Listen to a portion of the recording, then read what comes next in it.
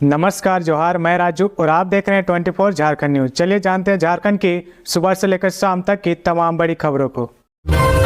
झारखंड में matric inter के बराबर होगी आईटीआई सर्टिफिकेट की वैल्यू। झारखंड में अब मैट्रिक इंटर के बराबर आईटीआई सर्टिफिकेट को भी मान्यता दी जाएगी। इसे लेकर श्रम नियोजन एवं प्रशिक्षण विभाग की ओर से प्रस्ताव तैयार किया गया है। प्रस्ताव के अनुसार 10वीं से पहले व 10वीं के बाद आईटीआई में नामांकन लेने वाले विद्यार्थियों के 10वीं व 12वीं की भाषा विषय की परीक्षा झारखंड एकेडमिक काउंसिल जैक द्वारा ली जाएगी।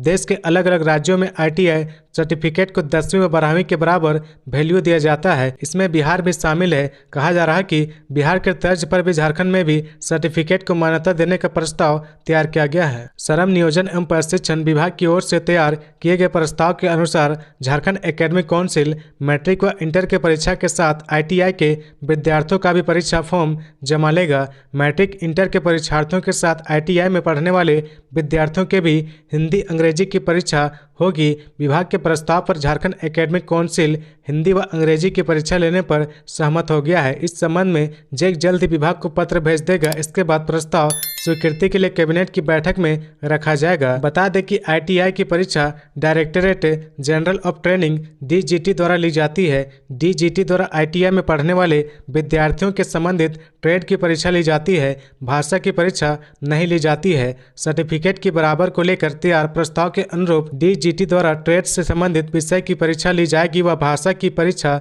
जैक द्वारा ली जाएगी। दोनों को मिलाकर विद्यार्थियों को सर्टिफिकेट दिया जाएगा। हर साल 50,000 विद्यार्थी आईटीआई की परीक्षा देते हैं। श्रद्धालुओं को रेलवे की सौगात, रांची और टाटानगर से अयोध्या के लिए चलेगी ट्रेन। अयोध्या में प्रभु राम और मंदिर के दर्शन को इच्छुक रांची वासियों के लिए अच्छी खबर है। राम मंदिर के प्राण प्रतिष्ठा के बाद रांची से अयोध्या के लिए फरवरी से आस्था स्पेशल ट्रेन चलने जा रही है। रेलवे द्वारा देश भर में अयोध्या के लिए ट्रेन चलाई जा रही है। इसी क्रम में रांची को भी इसका लाभ देने पर विचार चल रहा है। इस संबंध में राज्यसभा सांसद समीर उरांव और जोनल रेलवे उपभोक्ता सलाहकार समिति के सदस्य अरुण जोशी के अलावा दक्षिण पूर्व रेलवे ने भी पूर्व में प्रस्ताव भेजा था। धनबाद मंडल के अलावा चक्रधरपुर मंडल द्वारा जमशेदपुर से भी ट्रेन की मांग की गई है। हालांकि इस पर अंतिम स्वीकृति मिलना बाकी है। स्वीकृति मिलने के बाद परिचालन शुरू होगा। रेलवे सूत्रों के अनुसार रांची से अयोध्या के लिए बोकारो होकर आस्था स्पेशल ट्रेन चलने की योजना है। यह ट्रेन गोमो कोडरमा गया होते हुए चलेगी। हालांकि परिचालन पर रेलवे ने आधिकारिक पुष्टि नहीं की है। सीएम हेमंत को ईडी के समन का जवाब लेकर पहुंचा सीएमओ कर्मी। हर बार की तरह फिर मुख्यमंत्री सचिवालय से एक कर्मी ईडी ऑफिस पहुंच चुका है। यह कर्मी ईडी के पत्र का जवाब लेकर पहुंचा है। दरअसल शनिवार को ईडी की तरफ से सीएम हेमंत सोरेन को पत्र भेजा गया था, जिसे 8वां समन बताया जा रहा है। पत्र के माध्यम से ईडी ने उनसे पूछा कि 7 समन देने के बाद भी वो ईडी के सामने क्यों नहीं पेश हुए। ईडी ने मुख्यमंत्री को 16 से 20 जनवरी के बीच पत्र का जवाब देने को कहा है। ईडी की ओर से पत्र देने और 16 से 17 जनवरी के बीच हाजिर होने को कहा। मीडिया रिपोर्ट्स के अनुसार ईडी ने अपने पत्र में कहा कि या तो वो ईडी के सामने पेश हो, नहीं तो ईडी को खुद आना पड़ेगा। पहला समन 14 अगस्त को जारी किया गया था। सोरेन ने सुप्रीम कोर्ट और फिर झारखंड हाईकोर्ट में याचिका दायर की थी और समन को अनुचित बताते हुए ईडी की कार्रवाई से सुरक्षा मांगी थी। दोनों अदालतों ने उनकी याचिका खारिज कर दी। सोरेन ने उच्च न्यायालय में दावा किया था कि समन दुर्भावना से जारी किया गया था और झारखंड में राजनीतिक अनिश्चितता और अशांति पैदा करने के एकमात्र उद्देश्य से उनके खिलाफ झूठे आरोप लगाए गए थे। खबरों में आगे बढ़ने से पहले अगर अभी तक आपने इस चैनल को सब्सक्राइब नहीं किया तो प्लीज सब्सक्राइब कर ले, जिससे झारखंड की हर छोटी सी बड़ी खबर की अपडेट आप तक पहुंचता रहे। पलामू चतरा की सीमा पर सुरक्षा बलों की टीएसपीसी उग्रवादियों से मुठभेड़, आधे घंटे तक होती रही गोलीबारी। झारखंड के पलामू चतरा सीमावर्ती इलाके में तृतीय सम्मेलन प्रस्तुति कमेटी टीएसपीसी उग्रवादियों की मकर संक्रांति के दिन मुठभेड़ हो गई। चतरा जिले के कुंदा थाना क्षेत्र के जंगल में हुई मुठभेड़ में दोनों ओर से आधे घंटे तक जमकर फायरिंग हुई। पुलिस को भारी पड़ता देख उग्रवादी फायरिंग करते हुए जंगल में भाग गए। मुठभेड़ के बाद पुलिस ने इलाके को सील करके सर्च ऑपरेशन लॉन्च कर दिया। साथ ही मुठभेड़ स्थल पर हुए नुकसान का आकलन भी किया जा रहा है। पुलिस सूत्रों ने बताया कि सुरक्षा बलों को कोई नुकसान नहीं हुआ है। किसी के हताहत होने की भी सूचना अभी तक नहीं है। बताया जा रहा है कि उग्रवादियों के पास कई सामान थे, जिसमें से कुछ वे अपने साथ लेकर चले गए, जबकि कुछ सामान छोड़कर उन्हें भागना पड़ा। पुलिस ने मुठभेड़ स्थल से राइफल समेत कई सामग्री बरामद की है। हालांकि आधिकारिक रूप से पुलिस ने इसके बारे में कुछ भी नहीं बताया है, न ही बरामद किए गए सामानों की लिस्ट जारी की गई है। रांची के मुरी होकर चलने वाली भुवनेश्वर नई दिल्ली भुवनेश्वर राजधानी एक्सप्रेस ट्रेन रद्द। झारखंड की राजधानी रांची से होकर चलने वाली राजधानी एक्सप्रेस ट्रेन को रद्द कर दिया गया है। दक्षिण पूर्व रेलवे रांची मंडल की ओर से यह जानकारी दी गई है। पूरे रांची मंडल के जनसंपर्क पदाधिकारी ने सोमवार को बताया कि भुवनेश्वर और नई दिल्ली के बीच चलने वाली 22,823 भुवनेश्वर नई दिल्ली राजधानी एक्सप्रेस ट्रेन 16 जनवरी को रद्द रहेगी। इस दिन यह ट्रेन भुवनेश्वर से नई दिल्ली के लिए नहीं चलेगी। वहीं अगले दिन यानी 17 जनवरी को यह ट्रेन 22,824 नई दिल्ली स्टेशन से भुवनेश्वर के लिए रवाना नहीं होगी। भुवनेश्वर नई दिल्ली राजधानी एक्सप्रेस और नई दिल्ली भुवनेश्वर राजधानी एक्सप्रेस ट्रेन रांची के मुरी स्टेशन से होकर जाती है।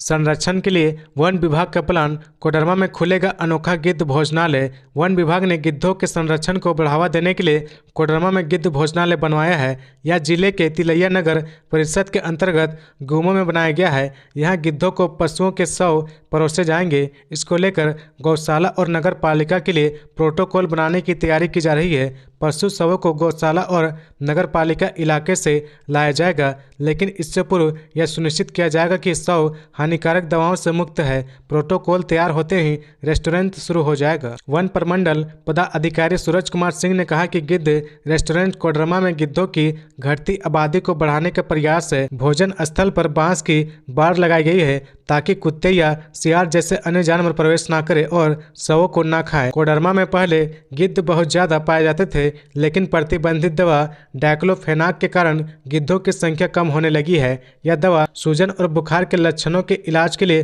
पशुओं को दी जाती थी। बताते हैं कि डाइक्लोफेनाक दूषित उत्तकों के संपर्क में आने के कुछ ही दिनों के भीतर गिद्धों के गुर्दे खराब हो जाते हैं और वे मर जाते हैं। इसके इस्तेमाल से कोडरमा में यह पक्षी लगभग गायब हो गए थे। 2 दशक से गायब होने के बाद इस इलाके में गिद्ध पिछले 6 साल से फिर दिखने लगे हैं। साल 2019 के पूर्व एक भी गिद्ध यहाँ नहीं दिखते थे। बाद में उन्हें झुमरी तिलैया समेत अन्य इलाकों में फिर से देखा गया। साल 2022 में वन प्रभाग के बेसलाइन सर्वेक्षण में कोडरमा में कुल 138 गिद्ध पाए गए थे। साल 2023 में मार्च में इनकी संख्या 145 हो गई है। साल 2024 का सर्वे जारी है। हॉकी प्रेमियों ने बढ़ाया भारतीय महिला हॉकी टीम का जोश। हर पेनल्टी कॉर्नर पर गूंज उठा stadium. FIH hockey Olympic qualifier के पहले मैच में भारतीय हॉकी टीम के US से हारने के बाद जहां हॉकी प्रेमी निराश हो गए थे, वहीं रविवार को दूसरे मैच में दोगुने जोश के साथ भारतीय बेटियों की जीत के लिए जुटे थे। जोश ऐसा था कि हॉकी स्टेडियम इंडिया के नारे से गूंज उठा। उत्साह ऐसा ही पेनल्टी कॉर्नर को भारतीय महिला हॉकी टीम ने गोल में बदल दिया, जिसके बाद शानदार आतिशबाजी ने लोगों के जोश को और भी बढ़ा दिया। भारतीय महिला हॉकी टीम ने न्यूजीलैंड को 3-1 से हराकर शानदार वापसी की है। इसके साथ ही स्टेडियम में एक बार फिर से लोगों में भारतीय महिला हॉकी टीम को खेलते देखने की उम्मीद जागी। गिरते तापमान में जहां ठंड कपा रही थी, वहीं भारतीय महिला हॉकी टीम के शानदार प्रदर्शन ने इस तापमान को भी भुला दिया। हाथ में तिरंगे झंडे के साथ हॉकी प्रेमियों ने पूरी भारतीय टीम का जोश बढ़ाया। इसके पहले स्टेडियम के बाहर झारखंड के विभिन्न हॉकी सेंटरों के खिलाड़ी भी हाथ में तिरंगा लेकर भारतीय हॉकी टीम जीतेगा के नारे लगाए। भारतीय हॉकी टीम का मैच देखने के लिए हजारों की संख्या में लोग पहुंचे थे। इसके कारण स्टेडियम में एक भी सीट खाली नहीं थी। दर्शकों ने खड़े होकर रोमांच मैच का आनंद लिया। सीवर लाइन से जुड़ेंगे घर, सीधे STP में पहुंचेगा घरों का गंदा पानी।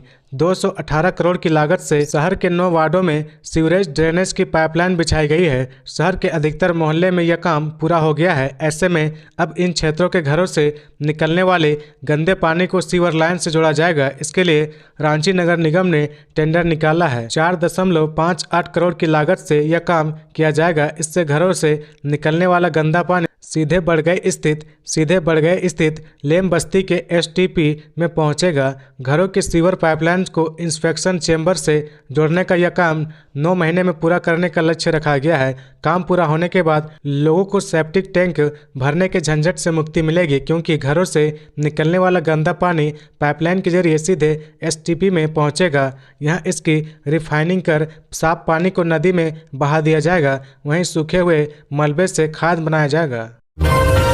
साहिबगंज पहुंचे केंद्रीय पर्यावरण राज्य मंत्री अश्विनी चौबे। केंद्रीय पर्यावरण राज्य मंत्री अश्विनी चौबे सोमवार को साहिबगंज में है। दोपहर 1 बजे वे साहिबगंज स्टेशन पहुंचे। इसके बाद 3 पहाड़ के लिए रवाना हो गए। 16 जनवरी को वे झाड़ी प्रखंड के दुर्गापुर पंचायत में आयोजित कार्यक्रम में भाग लेंगे। साहिबगंज स्टेशन पहुंचने पर भाजपा किसान मोर्चा के केंद्रीय मंत्री बजरंगी प्रसाद यादव के नेतृत्व में सैकड़ों कार्यकर्ताओं ने गर्मजोशी के साथ उनका स्वागत किया। मौके पर भाजपा जिला अध्यक्ष रामदरस यादव, महामंत्री रामानंद शाह, कार्तिक शाह, पंकज घोष सहित दर्जनों कार्यकर्ता उपस्थित थे। जमशेदपुर में रंगदारी नहीं देने पर टायर दुकानदार और उसके दोस्त पर तबाड़तोड़ फायरिंग। जमशेदपुर के जुगसलाई मुर्गी चौक के पास बाइक से जा रहे टायर दुकानदार मोहम्मद मजीद पर रविवार की रात 10:30 बजे बदमाशों ने तबाड़तोड़ फायरिंग कर दी। गोली मोहम्मद मजीद के बाएं हाथ और कमर में दाईं ओर लगी है। उसके साथ बाइक में बैठे महफूज आलम को भी दाएं हाथ में गोली लगी है। दोनों को एमजीएम अस्पताल में भर्ती किया गया है। दोनों खतरे से बाहर है। मजीद के परिजनों के मुताबिक महतोपाड़ा रोड निवासी सलीम के घर पर पार्टी थी। महफूज भी मानगो से पार्टी मनाने आया था। मजीद बाइक से उसे छोड़ने जा रहा था। उसी दौरान मुर्गी चौक के पास मुजाहिद उर्फ बबलू खान, विकी अल्तमस और सबों ने मजीद को रोका। उन लोगों ने पूर्व के विवाद की बात की। रंगदारी के रूप में रुपए मांगे। चारों की मजीद से बात हुई, लेकिन बात नहीं बनने पर विक्की ने मजीद पर 6 राउंड फायरिंग कर दी। महफूज ने उसे बचाने का प्रयास किया, जिससे उसके हाथ में भी गोली लगी। फायरिंग के बाद चारों फरार हो गए। उसने अपने दोस्त और परिवार के लोगों को फोन कर घटना की जानकारी दी। इसके बाद परिवार के लोग मौके पर पहुंचे। दोनों घायल फिलहाल खतरे से बाहर बताए जा रहे हैं। घटना के बाद वरीय पुलिस पदाधिकारी मौके पर पहुंचे। घटना स्थल पर लगे कैमरे में पुलिस वीडियो फुटेज खंगाल रही है। झारखंड में अचानक बढ़ गए मौसमी बीमारी के मरीज। ठंड में ना बरते लापरवाही, रहे सावधान। मौसम विभाग के शीतलहर और कोहरा को लेकर येलो अलर्ट जारी कर दिया गया है। वहीं रांची का न्यूनतम तापमान 7 डिग्री सेल्सियस तक पहुंच गया है। शाम होते ही सर्द हवाएं अपने तेवर दिखाने लगती है। ऐसे में हल्की सी लापरवाही लोगों को बीमार बना सकती है। रिम्स के फिजिशियन डॉक्टर विद्यापति ने बताया कि तापमान में उतार चढ़ाव की वजह से मौसमी बीमारी के मरीज अचानक बढ़ गए हैं। प्रतिदिन सर्दी, खांसी और बुखार के 40 से 45 मरीज ओपीडी में आ रहे हैं। डॉक्टर विद्यापति ने कहा कि लोग मौसम के अनुरूप अपना आहार और व्यवहार तय करें। ठंड बढ़ने पर बुजुर्ग और बच्चों को बचाना सबसे ज़्यादा जरूरी है। ठंड में पूरे बदन पर कपड़ा पहनना चाहिए। शाम होते ही घर से बाहर नहीं निकले। गर्म और ताज़ा खाना ही खाएं। फ्रिज के सामान और शीतल पेय पदार्थ का उपयोग पूरी तरह से बंद कर दे। गले में संक्रमण की समस्या वाले मरीज बढ़े हैं। प्राथमिक स्कूलों में उर्दू शिक्षकों का पद समाप्त करने का विरोध। शिक्षक संघ ने दी आंदोलन की चेतावनी। राज्य के प्राथमिक विद्यालयों से उर्दू शिक्षकों का पद समाप्त किए जाने का शिक्षक संघ ने विरोध किया है। प्राथमिक शिक्षक निदेशालय द्वारा पिछले दिनों शिक्षकों की प्रोन्नति को लेकर जारी पत्र में इंटरमीडिएट प्रशिक्षित सहायक शिक्षक अथवा इंटरमीडिएट उर्दू प्रशिक्षित शिक्षक के 100% पद एवं स्नातक प्रशिक्षित सहायक शिक्षक संवर्ग के 50% सीधी नियुक्ति से भरे जाने वाले पद को समाप्त बताया गया है। झारखंड राज्य उर्दू शिक्षक संघ के केंद्रीय महासचिव अमीन अहमद ने कहा कि एकीकृत बिहार के समय उर्दू शिक्षकों के पद सृजित हुए थे। राज्य गठन के बाद झारखंड में शिक्षकों के 4,401 पद थे। इनमें से मात्र 689 पद पर ही शिक्षकों की नियुक्ति हुई है। शिक्षकों के रिक्त पदों पर नियुक्ति के बदले पद ही समाप्त किया जा रहा है। उन्होंने कहा कि पिछले वर्ष सरकार द्वारा इन पदों को योजना मत से गैर योजना मत में स्थानांतरित किया गया। इसके बाद अब पद को समाप्त किया गया है। संघ के प्रदेश प्रवक्ता शहजाद अनवर ने कहा कि अगर विभाग ने उर्दू शिक्षकों का पद समाप्त करने का निर्णय वापस नहीं लिया तो संघ राज्यव्यापी आंदोलन करेगा।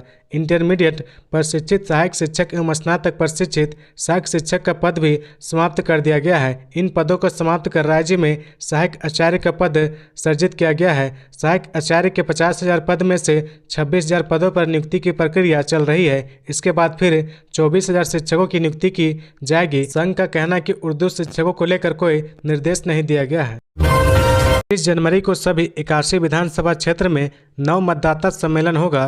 प्रधानमंत्री करेंगे संवाद। प्रधानमंत्री नरेंद्र मोदी मतदाता दिवस और 25 जनवरी को वर्चुअल माध्यम से 9 मतदाताओं को संबोधित करते हुए उनसे संवाद करेंगे। इसको लेकर झारखंड के सभी 81 विधानसभा क्षेत्र में 9 मतदाता सम्मेलन का आयोजन किया गया है।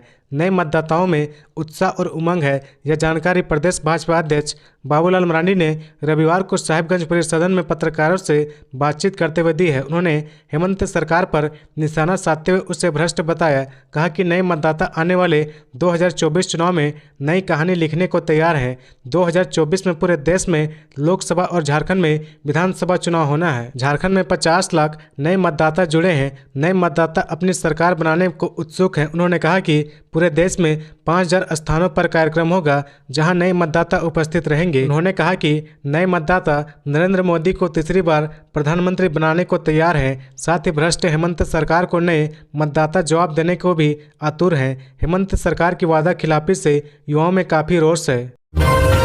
अब पाकुड़ से चलेगी बेंगलुरु के लिए सीधी ट्रेन। स्टेशन से अमृत भारत का परिचालन हुआ शुरू। आम जनता में खुशी की लहर। Down Malda town Bengaluru Amrit Bharat express train का परिचालन पाकुड़ रेलवे स्टेशन में रविवार से शुरू हो गया है। स्टेशन के 2 नंबर प्लेटफॉर्म से रविवार को झारखंड विधानसभा के नेता प्रतिपक्ष अमर कुमार बावरी, राज्यसभा सांसद आदित्य प्रसाद साहू, DRM हावड़ा संजीव कुमार, उप विकास आयुक्त शाहिद अख्तर, अनुमंडल पदाधिकारी हरिवंश पंडित व अनुमंडल पुलिस पदाधिकारी अजीत कुमार बिमल ने हरी झंडी दिखाकर रवाना किया। वहीं प्लेटफॉर्म संख्या 2 पर अमृत भारत एक्सप्रेस ट्रेन रुकते ही eastern zonal railway passenger association के अध्यक्ष हिसाबी राय, सचिव राणा शुक्ला ने इंजन के समक्ष नारियल फोड़कर पुष्प अर्पित किया। इसे लेकर यात्रियों के बीच उल्लास था। पूर्व रेलवे मंडल प्रबंधक संजीव कुमार ने कहा कि पाकुड़ की जनता के लिए अमृत भारत एक्सप्रेस ट्रेन काफी महत्वपूर्ण है। लाखों लोगों को शिक्षा, इलाज, रोजगार के लिए बेंगलुरु जाना पड़ता है।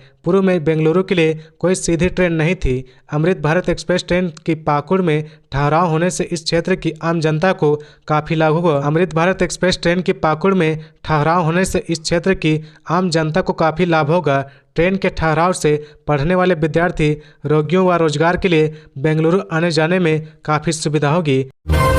गिरिडीह पुलिस के हाथ लगी बड़ी कामयाबी। बैंक अधिकारी बन लोगों से ठगी करने वाले 5 गिरफ्तार। साइबर अपराधियों के खिलाफ गिरिडीह पुलिस के अभियान के दौरान एक बार फिर से पुलिस को बड़ी सफलता हाथ लगी है।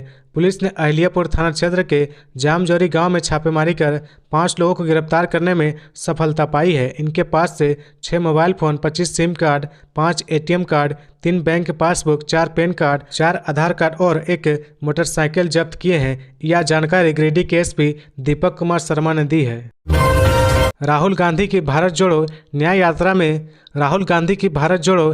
यात्रा में राजेश ठाकुर, आलमगीर आलम व सुबोध भी हुए शामिल। कांग्रेस के राष्ट्रीय नेता राहुल गांधी की भारत जोड़ो न्याय यात्रा रविवार को मणिपुर से शुरू हुई। इसमें प्रदेश प्रभारी गुलाम अहमद मीर, प्रदेश अध्यक्ष राजेश ठाकुर, विधायक दल के नेता आलमगीर आलम और पूर्व केंद्रीय मंत्री सुबोध कांत सहाय शामिल हुए।